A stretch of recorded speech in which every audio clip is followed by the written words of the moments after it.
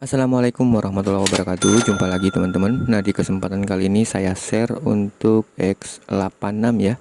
Jadi terima kasih banyak buat teman-teman donatur, dimana berkat teman-teman donatur eh, device X86 saya sudah bisa on kembali teman-teman. Baik, di sini saya menggunakan Acer Aspire S1 111M ya, dengan prosesor Intel Celeron N2840 2,16 GHz teman-teman. Nah, di sini kita sudah menggunakan OpenWRT 24.10.0 dan saya beri nama Nicky Class ya, karena hanya ada dua tunnel di sini, yaitu Nicky Transparent Proxy dan Open Class teman-teman. Kemudian di sini saya racik di tanggal 5 bulan 3 2025 menggunakan kernel 6.6.73. Jadi kernel ini bawaan dari image builder OpenWRT teman-teman. Di sini saya sudah on kan selama 21 jam ya. Dan ini tidak terhubung ke internet teman-teman. Jadi terkadang saya hubungkan, terkadang tidak, karena hanya sekedar mengetes ya kemampuannya di on kan ini selama beberapa jam. Baik, seperti biasa sebelum saya share sedikit ada perubahan juga ya di bagian overview teman-teman. Di sini di bagian storage saya hanya memunculkan disk space dan temporary space ya. Sedangkan untuk SDA jika menggunakan flash disk maupun eMMC BLK jika menggunakan SD card itu saya tidak munculkan di sini. Jadi hitung-hitung ada agak lega sedikit ya space-nya. Kemudian di bagian memori juga ada pengurangan teman-teman. Saya hanya munculkan use, buffer, dan kaset ya. Dan kita cek dulu ya, seperti itu teman-teman. Lanjut ke bagian routing. Untuk di bagian routing tidak ada masalah ya, semua bisa diakses. Kita cek firewall.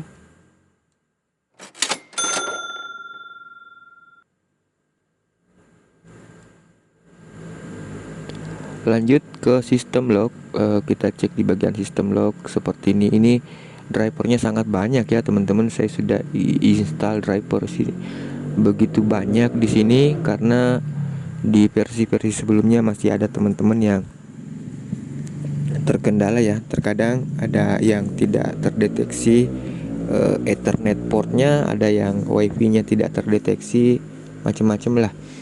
Jadi saya di sini sudah menambahkan sangat banyak driver. Kalaupun masih ada yang luput dari instalasi, mungkin tidak seberapa lagi teman-teman. Oke, kita lanjut ke bagian proses.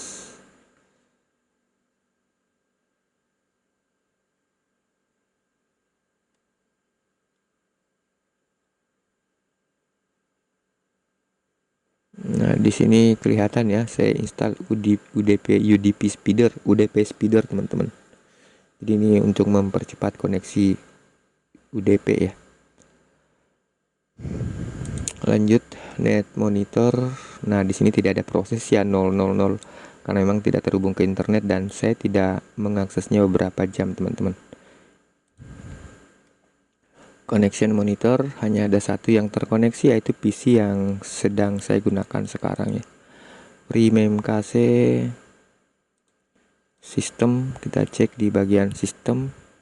Jangan lupa ya teman-teman, bagian time zone sesuaikan dengan TKP masing-masing. Kemudian logging, time synchron. Di sini saya menggunakan asiapoolntp.org ya, bukan idpoolntp.org. Jadi lebih mengglobal lah kalau saya isi Asia teman-teman, karena RWRT tidak hanya digunakan di Indonesia ya, tapi beberapa negara di luar Indonesia juga ada yang pakai. Lanjut ke bagian software. Oke.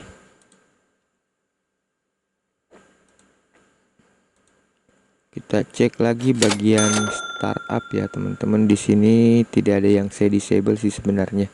Saya biarkan berjalan karena ini menggunakan X86 ya. Saya rasa jika menggunakan X86 tentunya prosesor mumpuni, RAM pun juga mumpuni ya. Oke, lanjut disk manager.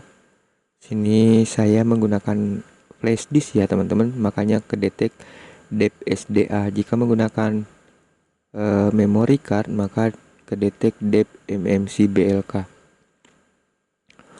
Lanjut ke file manager. Biasanya di file manager itu saya cuma ngecek untuk fasilitas search-nya ya.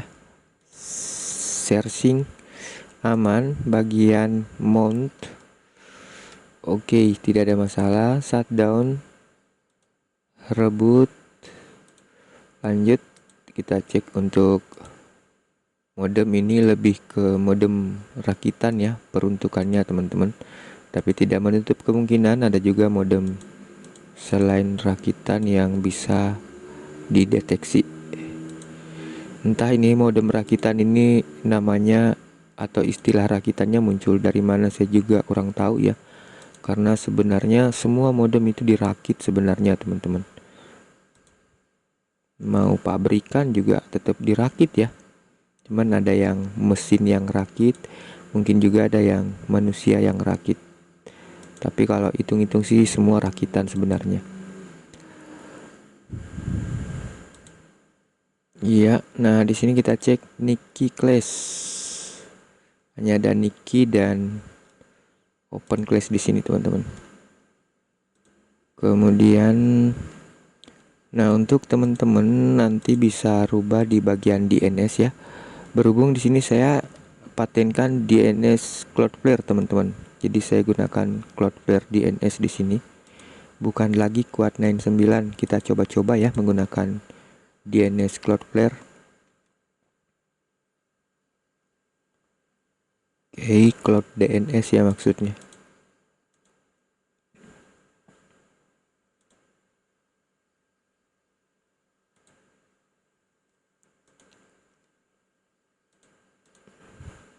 Nah, Nikinya ini sudah ada debug lognya ya teman-teman. Dan ini Niki terbaru ya, versi 1.20. Aman ya teman-teman. Kita lanjut Open Class. Open Class sebenarnya sudah ada yang terbaru, tapi kalau saya belum coba sih, saya belum pasang dulu ya di RRWRT. Nanti setelah saya coba dan memang layak untuk di-share, biasanya menyusul ya share IPK-nya teman-teman. Lanjut kita cek untuk tab login setting, traffic control.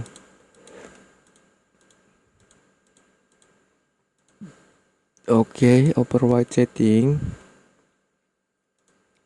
Sama seperti Niki ya, di sini juga saya menggunakan Cloudflare DNS sebagai DNS utama ya. Jadi silakan teman-teman rubah jika ingin menggunakan DNS Google misalkan ya, atau selain Cloudflare teman-teman.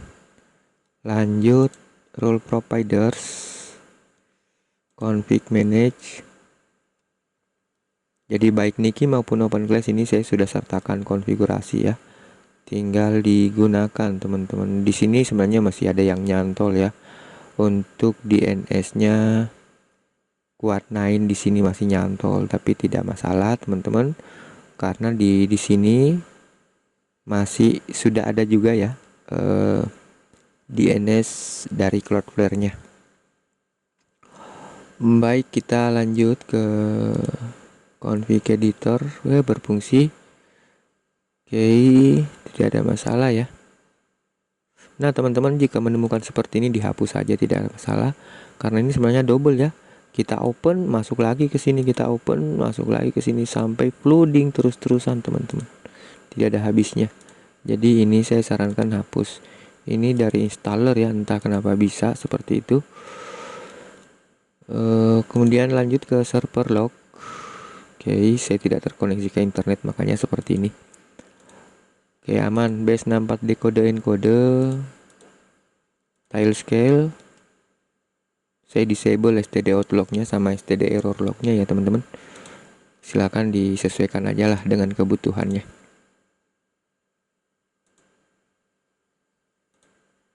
Oke, terminalnya aman ya. Config. Nah, lanjut kita ke network interface. Nah, di sini di kernel 6 ya teman-teman. Jadi meskipun menggunakan tethering dari handphone itu tetap kedetek ETH1. Jadi sudah tidak ada lagi istilah USB 0 ya di kernel 6 yang terpasang di sini teman-teman. IPv6 disable ya permanen. Ini paket setirnya saya sarankan untuk disable aja teman-teman ya, seperti ini. Ini saya sarankan sih. Kalau defaultnya sih enable teman-teman. Oke, kemudian routing DHCP DNS kita cek juga ya. Sama ya, Cloudflare di sini. Oke, aman, lancar. Diagnostik, kemudian firewall. Kita cek di sini semua accept, aman. Port forwarding, traffic rules, oke. NAT rules, IP set, aman semua teman-teman. Oke, kita cek dulu untuk link navbar. YACD, bentar kita coba jalankan open class-nya ya. Cukup enable open class aja di sini. Harusnya running ya, selama tidak ada masalah di konfigurasi utama. Oke, sudah running, bisa diakses di sini ya CD-nya. Oke, bisa. Jangan lupa ya di bagian global pilih akun yang aktif nantinya teman-teman, karena defaultnya adalah direct. Oke, aman ya, bisa diakses. Kalau aksesnya lewat YACD control panel juga bisa teman-teman. Kalau MetaCube control panel aman juga ya. Kemudian dashboard bisa tidak? Bisa juga teman-teman. Oke, semua bisa sepertinya. Ya, aman ya. Baik, kita disable. Jadi YACD di sini sudah bisa diakses di sini YouTube. Bentar, Niki Class-nya saya belum coba tadi teman-teman untuk di enable. Berhubung karena sudah ada konfigurasi juga, jadi ini harusnya bisa running ya selama tidak ada masalah di konfigurasi utama. Oke, aman, bisa. Di sini jika kita menggunakan dashboard itu yang kebuka dashboard teman-teman. Jika menggunakan open dashboard ya. Kalau menggunakan link YACD di sini tetap bisa kebuka ya. Tetap bisa.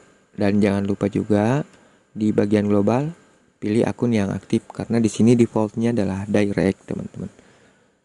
Jadi bisa membuka YACD, bisa juga membuka dashboard ya. Oke, lanjut. Kita disable dulu.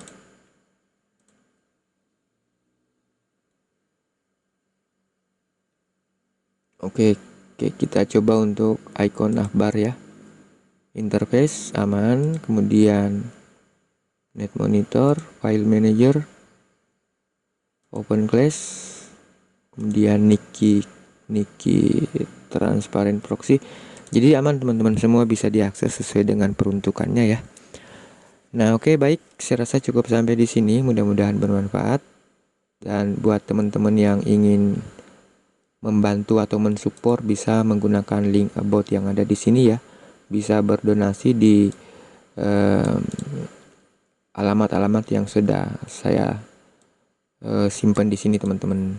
Dan sekali lagi terima kasih banyak buat teman-teman yang sudah berdonasi. Berkat donasi teman-teman saya bisa kembali menggunakan device yang sebelumnya rusak.